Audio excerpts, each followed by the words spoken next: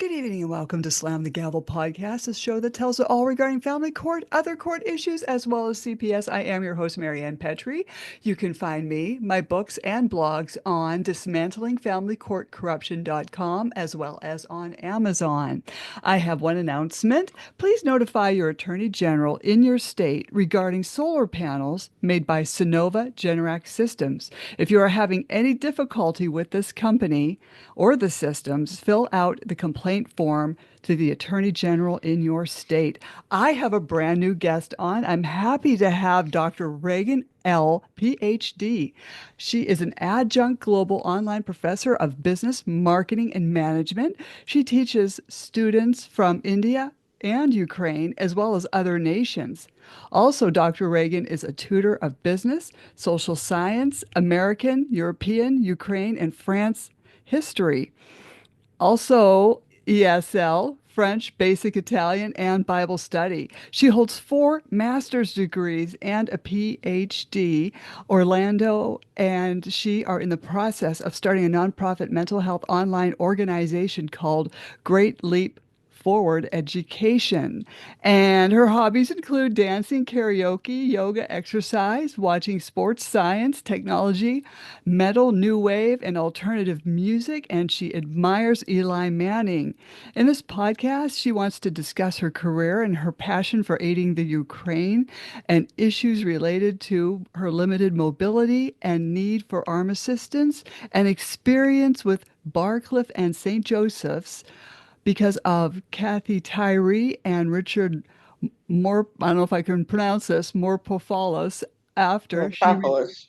okay, after she returned from teaching in Russia. She also has a brother who is a retired engineer and local mayor who is cruel and does not understand the center of gravity and the difference between localized dancing and distance walking and ADA rights. So I totally welcome you, Dr. Reagan L, to the podcast. We got a lot to cover. Well, thank you. Thank you for having me. I appreciate it. Yeah, I'm glad to have you on. So your brother's mean to you. Yeah, he hasn't been all that nice. It's been a lifelong problem. Mm-hmm. Like ever since you were growing up as kids, even? Yes, yes, even so. Yeah, This, it's been kind of like that ever since. It was kind of a lifelong problem. Lack of understanding. mm-hmm. Yeah. Like, well, And then after he saw me quote unquote dance at a wedding when I dance with friends because that's localized. That's an exercise. mhm. He doesn't understand the difference between distance and, he should understand center of gravity. He doesn't understand the difference between distance and, a localized type thing, Mm-hmm. which to me, as an engineer, he should understand. Yeah, Yeah, you would think. I would think so, but I think maybe he doesn't want to understand. I guess that's probably it. Yeah, His mind's already made up. yeah, and it's hard to, teach an old dog new tricks, as they say. Mm. Right. And you've had this disability all your life. Yes, yes, Mm. yeah. It manifests in a lot of different ways. I have mild CP and I have ataxia and neurological problems.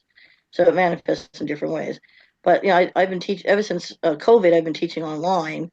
So it hasn't really come into play. But when I do travel, and I have traveled to other countries, uh, to do conferences and things like that, like, France and others, and basically, when I've gone to other countries, they've provided me assistance, and they were very sensitive. And I found that other countries, especially European countries, are very, very accommodating. Oh, they They are. don't Yes. they don't mind helping. And I have, of course, a lot of wonderful friends that they don't mind helping. And I have a lot of nice colleagues, and I have a good career. So most of them are very nice. These are just exceptions. I mean, Richard Mapopoulos and Kathy Tyree and my brother. They're more the exception than the rule. Yeah, Hmm. but I just think it's nice to, sensitize people that not everyone is able to use a device. Not everyone has the coordination, and a little arm is not going to hurt anybody. And I just think that people shouldn't be so, uh, yeah, so against that.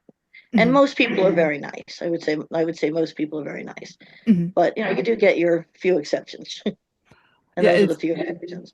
Like with Kathy Tyree one time when I was teaching at Briarcliff, and I didn't even ask her. One of my students offered to assist me, and she got annoyed at my student, and my student was being nice.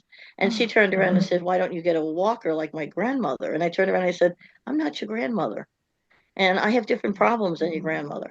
And it's really not your business because it was the student that offered, mhm, and mhm. it's up to her if she wants to do it. I didn't ask your help."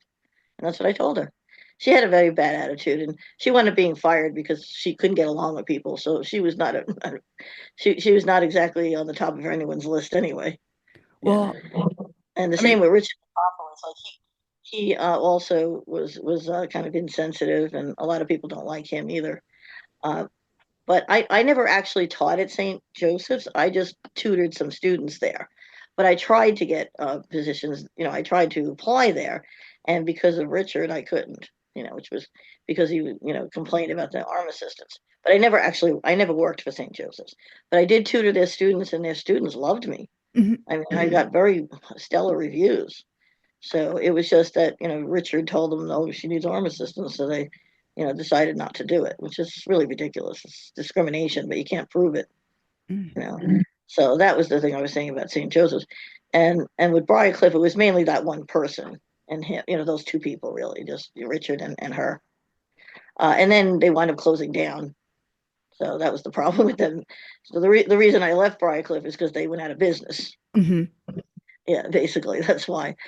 And so that they had a lot of mismanagement. They were trying to be more like Hofstra, and they're not. They're a different type of school, and they were trying to be something weren't. And there's a lot of mismanagement, and they just went out of business. So that was the problem there. But when I was teaching yeah. in Russia, believe it or not, of course, I'm not enamored to Russia right now because of what's going on in Ukraine. Mm. Uh, but my experience in Russia was good. I mean, I really did have a nice experience, but that was back in 2006, before all this kind of stuff was really going on.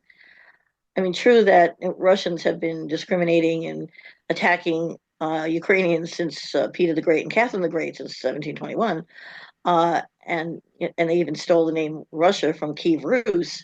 But my experience in 2006 was a good one because at that time there was a little bit of a lull, and Russia wasn't doing anything bad to Ukraine at that time.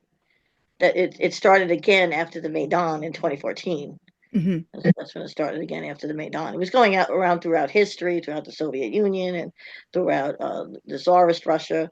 But there was a little bit of a lull in that period of time. So I was there teaching. Mm. I was teaching business at an American university, and it was really nice. The people there were very accommodating. I have to say that I never had any problem getting arm assistance there.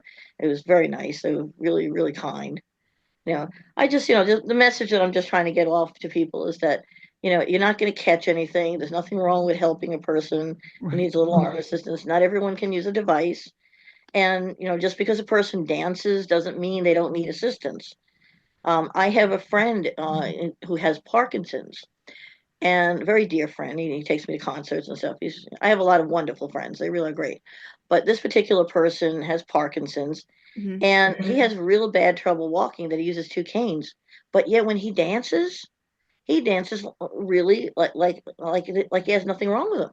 There's something in the music or something in the the movement that just makes him be able to do it like he was a professional dancer. Yeah, it's just the way his disability is manifested. So it's not just me. I mean, there's other people with neurological disabilities that have similar issues. He doesn't have coordination problems, so that's why he's able to use the canes. But the point is that when he's walking, he has more trouble. But when he's dancing, it's like he's like Freebird, like you remember the song by Leonard Skinner, Freebird. Mhm. It's amazing.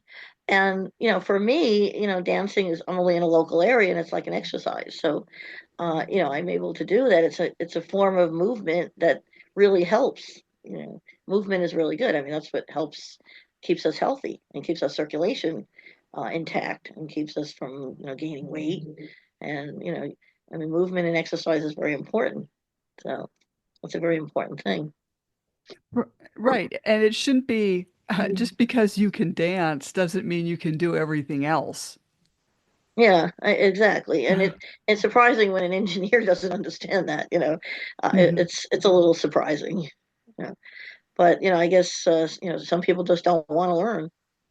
Or It's care, unfortunate. It's very unfortunate. Yeah, or even care. yeah, or even care to learn. Exactly. They don't have the wherewithal. And you can't force them, I guess. Mhm. But it's just really horrible, especially when they try to tell other family members, and they say bad things. That's also not right. But that's unfortunate. You know. Yeah, oh, they do that. If not all, I hate to say all the time, it seems, even in the courtroom. Yeah, They were making fun of my back pain, my back issues, even though I had physician verification forms. well, that's horrible. Yeah, Yeah. it's terrible. And they do that in courtrooms too. I mean, it's just horrible. Hmm. Yeah. But I am fortunate that I do have a lot of nice, supportive friends and colleagues and students, and that I do have a good career. So I am fortunate about that. And I know you interviewed Orlando, and he's a wonderful guy. He's a really nice person, and Hmm. he's very supportive, and he's great. He really Oh, is a good person. oh, he was very nice. He was very nice to interview. Yeah, and he really did some wonderful things himself, and he had some people targeting him for different reasons. And so I try to be supportive. I try to support his issues. Because I know that sometimes he was treated very unfairly. Hmm. For things that really shouldn't have been. You know, Right. right. Yeah, but I would like to tell you a little bit more about what I do in Ukraine. Hmm. With Ukraine, I have not physically been to Ukraine, but I do plan on going there when it's a little safer. You know. Hmm. But ever since 2014, I've been really supporting Ukraine. Uh, I'm also recently became. I don't know if you've heard of. Have you heard of NAFO? I know everybody knows NATO, but I don't know if you ever heard of NAFO. It's actually a takeoff on NATO. It's North Atlantic Fellows Organization instead of North Atlantic Treaty Organization. And what happens is, it actually started. There's a funding organization that actually started in Estonia, which is one of the Baltics, Hmm. and they started it as a fundraiser for the 69 Sniffing Brigade is what they called it. They call themselves the 69 Sniffing Brigade, and they started fundraisers for trucks and medevacs to go to the front lines. Hmm. So I've been, kind of giving small donations here and there, uh, and dealing with them on social media. And in fact, on my Twitter account, I have the everybody has like an animal, because Hmm. it's the logo of NAFO is actually it looks like a dog, because some kind Hmm. of dog. So I like cats, so mine's a Professor Cat, so it's kind of That's, cute. yeah. And they rank you depending on, of course, your donation, and of course my donations are very small, so I'm ranked as a private, and my name is actually on the bottom of one of the trucks that's on Oh, the front lines. oh, Yeah, that's interesting. yeah, yeah. It's kind of makes you feel proud, even though I'm like all the way on the bottom. Yeah. Yeah. I mean, I'm not on the top one, but at least it's there. And A- it's something to be proud of. And you're being recognized. Yeah, and I'm being recognized. And in fact, I've gotten this is a battle flag. I don't know if you can actually see this, but uh, Oh, okay. I can see part of it. yeah, yeah. Let me try to see if I can get the rest of it for you. I saw there was Um, writing on it. yes, it's in Ukrainian. Yes, Hmm. it's all written in Ukrainian. Oh, I can't. I Yeah, let guess me it's see a if I pretty big flight. Oh, yeah, I see that. Yes, I see it with yeah, with yeah. Dr. Reagan. Yeah, that's nice. Yes, it's it was a very proud thing for me to get. One of the people that I know in Ukraine sent that to me. Mm. And then I've been sent all kinds of gifts, like vishivankas and things like that. Uh, I don't know if you've ever seen, like, vishivankas are basically like embroidery type shirts that they that are specifically for different regions in Ukraine, and various types of embroidery may come from various regions.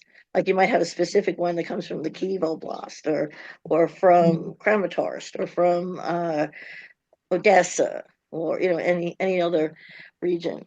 Uh, and so I have now four of them. I have Oh, four of Ishivakas, and so and I have and a student also sent me some other cute little items. I'm trying to see if I can. I can't find them right now, but one of them is like a heart, and and it's blue and yellow like the flag. mhm. And I have a number of small flags and things like that as well. So it's really I really have a strong passion for helping the people because this has been going on. They've been discriminated against since 1721, which is since the days of Peter and Catherine the Great, and Catherine the Great II as well. Uh, they have been discriminated against. In fact, the Ukrainian language was banned like 100 times in history, which is really horrible. Mhm. And genocide several times. You may have heard people talk about the Holodomor. What that is Holodomor actually means like starvation or famine in Ukrainian. And what happened was in the 1930s was the big one because they couldn't reach the standards of collective farming under Stalin. Stalin Mhm. had them not being able to meet their quotas, so they would starve to death. And it was 4 million Ukrainians were killed in the 1930s. And this happened also in the 1920s and also in 1945. So it was, but the one everyone talks about is the one in the 1930s because that was the worst one, and it was all under Stalin, and I think a little bit was under Lenin, is the late 1920s, Mhm. and it's really horrible. It, and this has been going on for the longest time. When the Ukrainians had independence in 1917 after the Russian Revolution, they had independence from 1917 to 1921, and then they were forcibly taken over by the Bolsheviks, who was the Red Army. Mhm. So it was really bad. So they've been going through this for the longest time. And then, like this war, everyone thinks started in 2022, but it actually started in the Donbass region in eastern Ukraine in 2014. Mhm. So it's actually been going on almost 11 years. You know? So because it started after when Yanukovych, who was their president at the time, lied to them and said he was going to sign them over to go to the European Union, and then he went on the side of Russia. So they protested in Maidan Square in Kiev, and he had 11, and there were 100 students killed by him. He had police come and kill people, and they called him the Heavenly Hundred. So it was really horrible. That Mhm. was what Yanukovych did because he wanted to be on the side of Putin. So and then of course Putin, went in, and that's when they took over Crimea, and with the little green men that didn't have any insignia. So and when people asked, like, who are the little green men, like, they lied. Mhm. Russians always lie. Their Mhm. government always lies, and it was really, really, really terrible. What they did to these poor people, and you know and it brings me back to the topic of disability because many Ukrainians are becoming disabled because of this war. They're targeting civilians. Mhm. They're targeting civilians. They're targeting hospitals. They're targeting. Uh, I mean, they actually attacked a cancer hospital last year. Uh, it's really bad. And so the amount of people with disabilities has really increased a lot in Ukraine. It's really bad. A lot of people getting rehabilitation, people on the front lines, civilians, even children, and of course they're committing genocide. Mhm. They also, the Russians, under the auspices of Putin and his head of children's affairs or whatever she is. Her name is Maria Lvova Bolova, and she and him also stole many children from orphanages and even from people's homes, and sent them to Russia to be re-educated. Hmm. which according to the Geneva Convention is genocide. You know, Hmm. so the idea of of killing off a group of people just because of who they are, Ukrainians, that's definitely genocide, and stealing children is definitely genocide. And this is going on all the time, and and you don't even hear about it in the news. Mm-mm. No, nobody even mentions it. No. It's really disgusting that nobody even recognizes it. So as far as this mental health organization that Orlando and I are starting, he's more, of course he's going to be focusing more on Latin America. Like, that's his market, more in Hmm. the Latin American, and I focus more on Ukrainian. But of course, we'll both share both, as and support both. And also, of course, Long Islanders, and he's interested in helping youth and homeless youth and anybody with mental illness and school districts and all Hmm. that. So he wants to help all those kind of people and help educate people on mental illness. And and of course in Ukraine there's a lot of need for that also because of the war. A Right, lot of with people have the been through a lot. PTSD. PTSD is a big problem. Yeah, it's a big problem. So, Mm. so that's another thing. So, try to do whatever, we can to, help these people. I'm trying to do stuff on my own and, and whatever I'm able to do through the organization, but, also on my own too. Because, there's certain things that, I'm doing privately, Mhm. to help Ukraine. Uh, and, I have a lot of Ukrainian students also. I teach Ukrainian students. I teach them English as a second language, ESL, Mhm. and I also teach them business. So because a lot of them are need to learn English and business because when this war is over or even during, they want to be able to keep their careers. Mhm. Because they got to keep the economy going.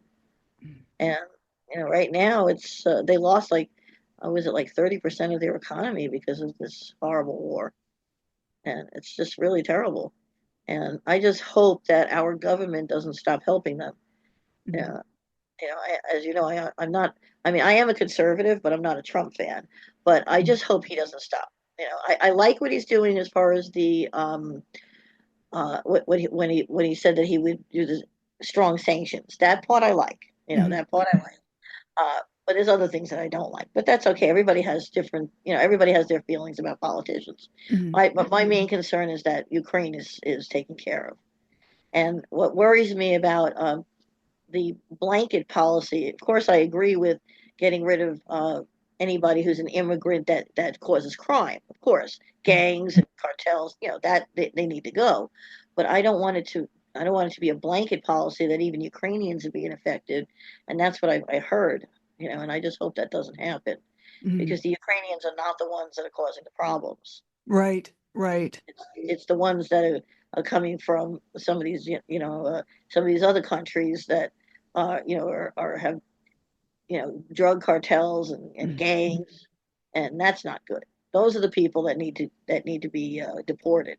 Mhm. But I just don't want to. I don't want the Ukrainians to be deported. So I think that would be a really horrible thing. I think that would be really really terrible if that happens. Yeah, Right. Yeah, I hope that doesn't happen because they seem like a very peaceable people. they are. They are, and they're hard workers too. Hmm. They don't like handouts. One thing about Ukrainians, they don't want to be given handouts. They want to be given a hand up, not a handout. Hmm. Like they just want a little help, to get them started. And it's like people don't understand one thing, and I want this to get out. I want people to realize when we help Ukraine, we are not giving them money, okay? We are giving them weapons, old weapons that we don't use anymore. We are not giving them money. In fact, the production is staying in the United States. It is generating tax revenue for the United States government, and it is helping Americans when we do this because we're building F-35 fighter jets. We're giving them F-16s. We don't even use F-16s anymore. Hmm. That's what we're giving them. We're giving them the stuff that we don't use anymore. So it's definitely not not that we're, just, sending out checks. Like Mhm. I remember when, when to save his country is being demolished. Mhm. Uh, and if you see, like, if you, and I know it's tragic what's going on in California. That's horrible. The wildfires that are going on in California, and I have students there too, and I feel very bad, and I try to help there too when I can. Mhm. But that's nature. We can't stop nature. But the thing is, when you're dealing with an aggressor, that can be stopped. These are human beings that are doing it on purpose, and that's what makes it worse. I mean, of course, the results are the same, and it just is horrible. But when it's something that a human being is doing, or a bunch of human beings, or a government is doing to another government, Mhm. or another people, genocide. I mean, there's nothing worse than that. It's like World War II. Exactly. That's exactly what I was going to say. Didn't we learn from the Holocaust? Mm. I mean, haven't we learned? I just saw one man say today, and he said, I guess he must be in his 90s. He said, "I was discriminated in the 1940s because I was Jewish." And then he turned around and said, "And now I'm discriminated against because I'm Ukrainian." I mean, it's horrible, you know? And that's why, like, I support Israel and I support Ukraine in every way, shape, form. Yeah. And and in fact, Israel has been helping Ukraine. Mhm. They've been helping, and a lot of the, of course, NATO countries and a lot of even Asian countries have been helping Ukraine because they, really need it. And they're not getting, as some people think, they're not getting billions of dollars. They're getting, like I said, old weapons, and a lot of them in Ukraine are very ingenious and very innovative. That they're making a lot of their stuff themselves, Mm. like FPV drones and all these kind of things. They're doing a lot of that stuff themselves. So they really are really becoming very ingenious. They're really a lot of ingenuity is going on. It's Mhm. really going on. They have to adapt. Yeah, of course. What do they say? Necessity is the mother of invention, Mhm. right? And they really know the necessity. They know that they can't count on other governments because of changing in politicians, like people like Orban in Hungary. I mean, he shouldn't even be allowed in the European Union. He said, Hungary is a NATO country, a European Union country, and Orban is worried about cheap gas and wants to be friends with Putin. Mm. That's horrible. And the same thing with Fico in Slovakia. Also a NATO, I believe they're also a NATO country and European Union country. And that's just horrible. And they're spouting, Kremlin talking points and propaganda. That's another thing. And we're not just and we're not just fighting Ukraine. I mean, Ukraine is not just fighting Russia. Ukraine is also fighting North Korea. They got North They're a Koreans problem there. too. Yeah. And then you're also got Shihad drones that are being supplied and missiles being supplied from Iran. You got the axis of evil. So it's all of them. So You know, it's not just one. do you You know, happen to know? Well, you might not know because I know like figures change from week to week to month. How many sure. children are now missing that have been absconded to Russia? Well, at one point, I mean, I don't know what the current figures are, but at one point, I think they said it was like 200,000 or something like that. Uh, But I'm not sure if that, I just remember hearing that. I don't know if that's an exact figure, but it's a lot. I mean, and so far, as far as I know, and again, I could be wrong, but as far as I know, I think only like 300 or 400 were returned. uh, I mean, they're returning them in like dribs and drabs. It's like very small. I know that 5 additional ones were just returned a few days ago. Um, but it's like very small amounts. hmm And it's And it's really hard, and because they changed their names. hmm They changed their names. They're adopted by Russian families, and they brainwashed them to hate Ukraine. They and brainwashed them to hate their own country. yeah, and their parents as well. Yeah, and their parents as well, because they think their parents had abandoned them, or some of them, their parents were killed. Mm-hmm. Some of them were killed by bombs. Because they also, because one thing that Russia does is attack apartment buildings. Hmm. I mean, and they attack, they attack even journalists. I mean, there was an incident. I think it was it in 2023, I believe. There was a journalist that was inside a pizza place in Kramatorsk. They blew up the whole pizza place, and she got killed. And I think there was two other teenage girls that got killed. Uh, Oh. I remember what they did with the Kovka Dam, the Kovka Dam. That was terrible. I mean, they just blew up the entire dam, and it caused all kinds of ecocide. It was terrible, Mm-hmm. flooding, and killed a lot of the animals, and it's horrible. And they mine everything. There's so many like landmines. Mm-hmm. It's terrible, and that's so dangerous. Going And back to that dam, how big was it? I don't know the exact size of the dam, but I know it was quite big. I know it was one of the largest dams in Ukraine, Okay. and I believe it was, I'm trying to remember if it was in the Zaporizhia region. I don't remember exactly, but I know it was, towards the eastern part. It was in one of those areas. And Russia also, in their constitution, annexed illegally Crimea, parts of no, Kherson, Zaporizhia, Donetsk, and Luhansk. And mind you, they didn't capture all of those territories. They captured part of them and not all, and yet they still annexed them. And what they did to Mariupol was absolutely horrendous. I mean, that city is completely leveled. Mm-hmm. Chasiv Yar is completely leveled. All these horrible things that have happened. Um, and you say like, okay, well, how does that, relate, to, helping a person with a disability? But uh, people in Ukraine, because of that, they're very, they're the type of people that would help anybody. Mm-hmm. And they will definitely arm assist people with disabilities. They will help them with anything. And even during the worst of times, like during the war and stuff, they help people with cooking. I mean, their neighbors get together if somebody's uh part of their building was destroyed, and the other person's part wasn't destroyed, they'll invite them over and help them Mm-hmm. and share with them. I mean, that's how they are. They're really good people, and that's the way we should be. I wish we And were. yeah, I wish that too. It seemed like it was starting to get like that during after 9/11, but it didn't last. Mm-hmm. And I It's think, Yeah, it go seems ahead. I'm like people sorry. are getting meaner. I hate to say it, but people just aren't nice. No, they're not. And I think a lot of that has to do with, well, some of it I think was related to COVID. I think COVID didn't help because Hmm. people got, mad at certain groups and blamed certain groups because of COVID and the idea of being isolated. And I think that was part of it. I am not a Biden fan, Hmm. but I'm just saying that I just noticed these things, as a Hmm. person who has a disability.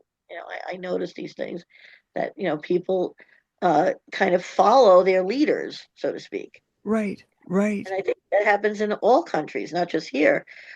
But like in Ukraine, because Zelensky is so kind, Hmm. and he's not like Yanukovych. Actually, they protested against Yanukovych. We know he's not like that. Hmm. Um, they kind of take on his kindness. Hmm. So I think when a leader is kind, I think that helps. And like Russians are not kind to certain people. I mean, I had no problem when I was there. I mean, I was lucky, but I'm just saying. But now I don't know how it is now because I'm not there anymore. I don't know, but I know that Putin is mean, Hmm. and I'm sure that people who support him, kind of go along with that because they take meanness as being strength, and it's Hmm. not. You know, I mean, I personally I believe in peace through strength. Uh, my favorite presidents were Ronald Reagan and Obama because they both believed in peace through strength. So I Hmm. have no problem with that. But it doesn't mean you have to be mean. Hmm. Stern, yes, but you don't have to be mean and Right. hurt and insult and make fun of people. You know, Hmm. that kind of thing is just not right. There's a way to be, uh, strong and not be mean. I mean, Ronald Reagan was strong and he was never mean. Hmm. I mean, that's one thing you have to say. So I think that's part of it. I mean, I don't know if you agree with me or disagree with me, but I just feel that those kind of influences can sometimes make people meaner, Mm-hmm. and I think COVID is was a big part of it. I think Trump and COVID and just the idea also, and I think it also stems from our history too.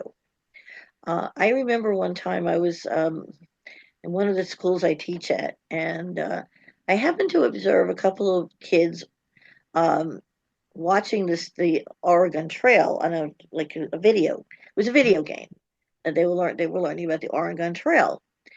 And one of the things that they teach you is like people with disabilities are left behind.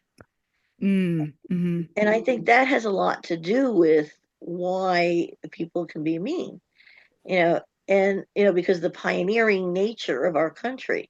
See, like in France, they never had a pioneering thing. So French people are much more accommodating. There isn't about pioneering and independence and all that. That's not really how can I say, that's not really emphasized. Same thing in Ukraine. It's not really emphasized like that. Ukrainians, they work together. They're unified. And so, they teach these kids, that disabled people were tossed to the side. But what Mm-hmm. they should tell them, even if that was true, they should say that they should emphasize that that wasn't nice, what they did in the 1800s on the Oregon Trail, Mm-hmm. that it was wrong. It's And they don't do that. So I yeah. think that's part of it too. And I don't think so. Okay. The Oregon Trail was when they were going westward. When during the Oregon Territory, it was around. I guess it was around like the mid 1800s, uh, and they were trying, to discover the uncharted land and Mm-hmm. trying to settle, and it took the settlers a long time to get there because it was very treacherous. There was a lot of fights with Native Americans, and there was a lot of things going on, and a lot of people died. But especially people who had disabilities, and they would just leave them. They didn't assist them or care for them. Right. So Survival of the fittest. yeah, exactly, survival of the fittest, exactly. And well, in certain situations, I understand that has to apply, but not in something like that. I mean, I think when your loved ones, you should help them. If they can't help themselves, somebody has to help them. Mm-hmm. I don't think it always be survival of the fittest, and that is true. And I think that was a lot. And this is what they teach young kids and even college students. And like in because it was at one of the schools I teach, because I teach college, and I happened to be in the library at the time, and I was observing this, and I just thought it was terrible. That this is what they teach, and they teach these are the college students learning this to teach to their K-12 students, Mm-hmm. and that's what it was. That's how it applied to the young ones, because they were operating the Oregon Trail computer game so that they can use it to teach in their K-12 classrooms, and it's horrible. Mm-hmm. It's just really not the nicest thing in the world. Yeah. So I was just really kind of flabbergasted when I saw that, and I think that has a lot to do with why people are getting meaner. I think it's the way they're taught. You know. Mm-hmm. I think it's the way they're taught. Like in my family, like I told you about my oldest brother. When my father wasn't very nice to me either because of my disability, so he kind of probably learned it from him. People learn things. It's like, where do you learn prejudice? You know, Mm-hmm. prejudice is not something that we're naturally born with. I mean, if you observe children, they don't care what color of the skin or what if you have a disability, as long as you're a playmate and you're nice to them, they don't care. It's their adults or their parents or their grandparents or whoever, people around them is who teaches them prejudice. It's a learned response. Mm-hmm. It's not something that's innate.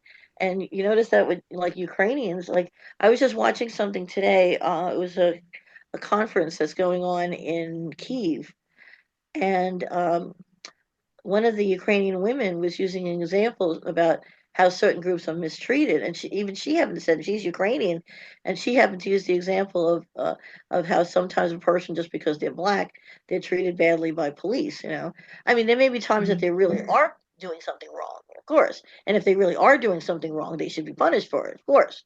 But you don't want to just do it just because they're black or because they're Hispanic or because they're Ukrainian or because they're Jewish or you want to do it because of their behavior. Yeah. Mm-hmm. And that's what she was trying to say, and I agree with her. It should be based on the behavior. It should be we should be colorblind when it comes to those kind of things. We should just go by the character, the person's character. And I Right. think that's the most important thing. What, Because, not whether they have a disability, not where they come from or their orientation or anything. It should be how they behave. mhm. I'm sorry, were you going to say something? Oh no, I just like you can't help the way you're born, or you can't help if you're in a horrible car accident and something happens to you and you're not the same after that. I don't think Exactly. these people take things like this that could happen in the future into consideration. Exactly. Well, there's an old saying, disability is the one minority anyone can join at any time. Yeah. So, it's there for the grace of God go I. Hmm. Anybody can join, and I think, and I noticed that Ukrainians know that, especially with this war going on, because they're Hmm. seeing it every day. They're constantly seeing people with missing limbs, and Hmm. it's terrible. And this is what Russia is doing to them. This is not, this is not nature. This is not a wildfire. I mean, this is an aggressive state doing this. Hmm. It is completely, you know, in completely in the minds of the Russian uh, mindset. And they're the ones that are doing it, and they have to be stopped. They absolutely have to be stopped. This cannot keep going on. It's just terrible. Right. It's Right. really, it's Because really, really. I had read somewhere that Ukraine was in civil war in 2022. I don't know if that was No, going on or no. no, that's nonsense. That's Russian propaganda. This is Mhm. what I'm talking about. That is Russian propaganda. It is not a civil war. Okay. Right. Russia is an aggressor state. Russia is a separate country. Russia thinks that Ukraine is part of Russia. Ukraine is not part of Russia. Never was. Mhm. Only time it was part of the Soviet Union from was after when the Bolsheviks, as I mentioned earlier, took them over in 1921 by force, and they became one of the Soviet republics. Mhm. And but then in 1991, when the Soviet Union fell after perestroika and glasnost of Mikhail Gorbachev, they declared their independence on August 24th, 1991, and they've been an independent country ever since then. But in the mind of Putin, they don't exist. They're not a state. In fact, he actually said to George Bush in 2007, Ukraine is not a country. And George Bush looked at him and like, what are you talking about? He didn't say anything, but he just gave that look like, what are you talking about? George Bush thought he was nuts, Mhm. but he didn't say anything. He just like looked at him and shook his head. Like, Mhm. what are you talking about? Are you nuts? Yeah. And that's basically what happened. And they think that it's part of them. It's the Ruski Mir, which translates to Russian world. They're Mhm. trying to take over Ukraine to be part of their world. Mhm. See, they know they can't do that with NATO countries. That's why they don't want Ukraine to join NATO. Because if they join NATO, we can institute Article 5, and all the countries can start attacking. Because if you an attack on one NATO country is attack on all, and Mhm. Article 5 says that. So that's why they don't want them to join NATO, because they want to control Ukraine. So that's all Russian propaganda. Don't believe a word of it. Mhm. That's what I mean. They're fighting on so many fronts. They're fighting the information war, which is the worst. It's even worse than the battleground on Mhm. the ground. I mean, they're fighting an air war, a water war, a ground war, and an information war. They're fighting propaganda. That is the hardest one. They're fighting a war on Twitter. They're fighting a war on Instagram. They're Right. fighting a war on everywhere you can think of. I mean, uh, Russian state TV, especially Lavrov and Soviet, are the biggest liars. They spout. Um, am I allowed to curse? Can I say bullshit? Oh, yeah, sure. Okay, they spout tons of bullshit, Hmm. and it's really disgusting. It's really really really disgusting. And so don't ever believe there was no civil war. And I like when they turn around and say runaway republics of the Donetsk and Luhansk. Hmm. Those that was done by again by Russia. They What a forced shame. those people to not want to be part of Ukraine by gunpoint. Ugh. They would go to these elections, quote unquote elections, right? Mm. At gunpoint. Oh, do you want to be part of Russia? Well, if somebody's putting an AK-47 at your head, what are you going to say? You're going to say anything. Well, Mm. Oh. so that's the whole thing. So, a lot of these people were threatened. Hmm. It was really bad. A lot of them were threatened, and that's why a lot of these people, quote unquote, voted to be part of Russia, but they really didn't want to be part of Russia. I have a personal friend, the one that gave me that battle flag. Hmm. He lived in Mariupol. He lived under occupation for 5 years. He said it Mm. was horrible. Yeah, I can't imagine. Oh, it was horrible. You have no freedom. You can't say anything against Russia. You're not allowed to speak Ukrainian. This is your own country, and you're Hmm. not allowed to speak Ukrainian. They were burning Ukrainian books. I mean, Uh, they actually, I think it was last year, they blew up a publishing house because they made Ukrainian books and textbooks. mm. I mean, unbelievable. This is what's going on. This is what Russia is doing, and they need to be stopped. Hmm. And no, and nobody does anything about it. A lot of the reasons is because the reason why they've been emboldened the way they have is because back in 2014, Angela Merkel, who was the chancellor of Germany at the time, she was more concerned about cheap gas with Nord Stream instead of worrying about what was going on in Ukraine. And in fact, the only person that really did anything was Barack Obama when he issued the sanctions and tried to send help. Nobody Hmm. else did anything. The whole Western world was very weak, and it emboldened Putin, very similar to what happened with Czechoslovakia in 1938. Appeasement of Hitler.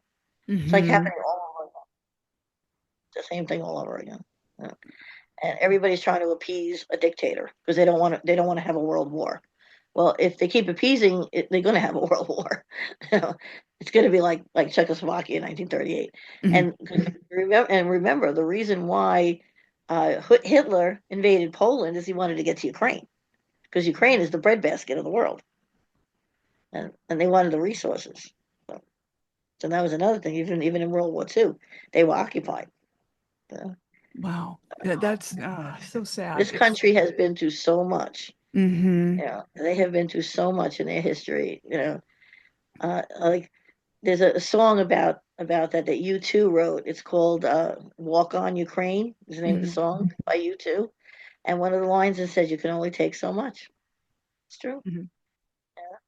And a lot of people with disabilities feel that way too. They can only take so much. You know, being marginalized by insensitive people. You know, and Ukraine is feeling that really bad. Because of this war. Yeah. So, mm. I don't know if you have any other questions you want to Oh, ask me. If well, there's anything else you want to there's ask me. there's things that, like subtle uh discrimination, things that go on, you know, Oh, that definitely. Yeah. um well, for instance, I was in a support conference and the attorney and my ex would not look me in the eye. They just had their heads down the whole time. Like, I No, don't that know. was his attorney, I assume. I assume Yeah. that was his attorney. Yeah, Yeah. his attorney and him, they just wouldn't look at me. So I said, because this is when the support conference officer left the room, and I said, "Gee, do you think you guys are doing the right thing? Do you really think you're doing the right thing?" And I said, "Why won't you look me in the eye?"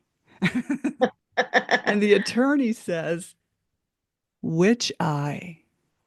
So I started yelling at the top of my lungs, "This is an ADA violation for you to even say this to me. I can't help that I have a lazy eye." I have a lazy eye too. A lot, yeah. Yeah. And people make Yeah. fun of you, especially an attorney, because that's so ethical. Hey, that's horrible. That's Yeah. really horrible. Yeah. Oh, I was born yes. with crossed eyes. I had surgery when I was a year and a half, so I have a Mm-hmm. lazy eye too. Mm-hmm. Yeah. Mm-hmm. Yeah. So Well, that's horrible when yeah. people say things like that. Yeah. Right. I mean, I reported him to the U.S. Supreme Court Disciplinary Board here in Pennsylvania, and he Oh, agreed great. with me that he was horrible and he is a poor example of an attorney. If I had the letter in front of me, Oh, that's it good. was a comforting letter, but it wasn't ethical enough to disbar him. Oh yeah, they couldn't disbar him, yeah, because it wasn't extreme enough, Yeah. because he can, yeah, because he can turn his. But that was rude though to say something like that. Which one? That's really kind of rude. Yeah. Yeah, I mean that is like really rude. That Well, is a violation of the Americans with Disabilities Act, and Title III because you're talking about a place of public accommodation. Yeah, so that's really bad. Yeah, mhm, I mean unless it was a state and local government, then it would be Title II. If it mhm. was employment, it would be Title I. But that's really horrible. That's definitely that's definitely not ethical. No. And that is Well, a violation. well, Say something he's got to live with himself, and God's gonna deal with him. So that's how I look at it, you know. yeah, yeah, absolutely. And hopefully God is going to deal with Putin. Well, Because, yeah, yeah. I mean, what he's doing to Ukraine is just pure evil. I mean, it's not like most wars where both sides contributed to it. This is just pure evil. Hmm. Ukraine is an innocent country. Hmm. They never bothered anybody. Like you said, they're very peaceful people. Right. They accommodate you. They don't even mind giving arm assistance. I mean, they're kind. They help each other when somebody's in need. They work together. I mean, they really do. They're very unified. Aren't they Very. religious too? They're very religious, or I'm a Christian. I'm a born again Christian. well, I mean, I mean, like I in wouldn't the say that I'm Ukraine. religious because I don't like the term religious because that means that you have to go to a building and you have to do rituals. And no, I don't do that. I confess Romans 10:9 and 10 Yeah, as a Christian, but I don't have to go to a building to do that. but is Ukraine very I guess religious is the only word that comes to mind. I would say they're a Christian nation. I wouldn't say religious, but I would say they're a Christian nation, and Hmm. they believe in true Christian values Hmm. of love and the fruits of the spirit. Hmm. Joy, peace, love, long suffering, meekness. These are the fruits of the spirit, which are manifested by the nine manifestations Hmm. of the spirit. But so I think, yeah, I mean they are Orthodox. I mean they have the Ukrainian Orthodox. They broke away from the Moscow Church, and the Moscow Church is totally evil. I Hmm. mean, they actually support genocide. So I mean that's pretty evil. Hmm. So it's totally like when Russia turns around and calls themselves a Christian country, they're not Christian. That's not Christian values. Mm-mm. Genocide is not a Christian value. Killing innocent people is not a Christian value. Hypocrites. Exactly, totally. Destroying people's lives and bombing hospitals and bombing infrastructures like that and hurting children. That's not Christian values. Mm-mm. That's just pure evil, you know. So That's so sad. I yeah, so I would say in my estimation, no, it's about values, and I don't think the Russian government has any values. They don't even care about their own soldiers. They use them as cannon fodder. They Hmm. just they just don't care. And the same thing with North Korea. They don't care. They just they're like meat waves. I mean, so far, what is it like 800,000 casualties happened in 3 years on the Russian side. 800,000 casualties. I mean, it's just nothing but cannon fodder. What a But they are. shame. Oh. It's horrible. It's just really disgusting. You know. Hmm. Uh, I don't know if you ever heard of there's a guy. His name is Timothy Snyder. He's a very esteemed professor. He also has a PhD, speaks fluent Ukrainian, has been to Ukraine many times, and he teaches Ukrainian history at Harvard. Very smart man. He does a lot of podcasts. Yeah, yeah, he really does. I just, thought I let you know. I've seen some of his podcasts. He has a whole series of them. And most of them, they're all related to Ukrainian history and genocide, and now this whole thing about a just peace. Like Mm-hmm. everybody wants peace. We all want peace, but we want a just peace. We want to make sure we have that Ukraine wants their 1991 borders. That Mm-hmm. includes the Donbass and that includes Crimea. And they wanted security that Russia's not going to come back and do this again. That's why you don't want to just have a ceasefire. Yeah, so then they can uh, embolden themselves and rebuild and then come back and do it again. Mm-hmm. Yeah. And that's what we don't. We don't want Yeah. that. You don't want to repeat performance. Exactly. Ugh. And and what really gets me is like they don't even think the Russians don't even think of Zelensky as a legitimate leader, so Mhm. they won't even deal with him. They should talk about illegitimate. I think Putin is illegitimate. Just because they're under martial law and he had to forego elections, they have to do that under martial law. That's part of their constitution. Mhm. You cannot have elections during a war when you're being invaded, and Mhm. it is against the constitution. And most democracies do have that. Mhm. We have rule of law, something the Russians don't know anything about. Right. Right. They don't understand that. They don't understand the rule of law because they don't have that. Hmm. So it's really their value system is totally evil. There is no value system, and that's one thing that Timothy Snyder mentions in his podcast. Also, he mentions about how strongly the argument for genocide is. I mean, I don't know if you know this, but Putin is wanted by the Hague, by the International Criminal Court, because of what he did to children, because he's dealing with children. He's a wanted war criminal. And anybody who's on the Rome Statute, who is on with the ICC, if he comes to that country, they have to arrest him. Hmm.